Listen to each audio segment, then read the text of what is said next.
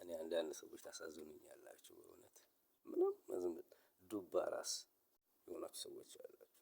አለባበሳችሁ ደስ ይላል፣ ቁመናችሁ አቋማችሁ ደስ ይላል፣ መልካችሁ ደስ ይላል፣ ቆንጆዎች ናችሁ። በጣም አራዳ ትመስላላችሁ፣ ሁሉ ነገር አዋቂ ትመስላላችሁ።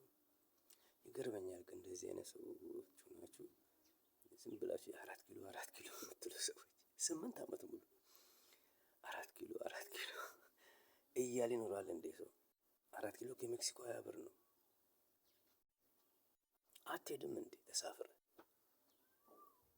ማንም አይደለ እንዴ እየገባ እያየው የሚወጣው 4 ኪሎ? የእናንተ የት ጋር እንዳለ ንገሩኝ። የእናንተ 4 ኪሎ ያስቀኛል በጣም ይሄ ነገር። ምኒልክ የምትሉ ሰዎች ደግሞ ቆፍረን እናውጣው እንዴ? ወይ በአስማት እናስነሳው። ቢነሳ አንድ ሰው ከቤት አይወጣም። አሁን ተነሳ ቢባል ምኒልክ አንድ ሰው ከቤት አይወጣም እኮ። ደንግጦ ቁጭ ነው የሚለው በየቤቱ። ቁጭ በሉ እርሶ ጋሼ ምኒልክ ይመቹት ባሉበት አይነሱ። እንደዚህ አይነት ህዝብ ነው።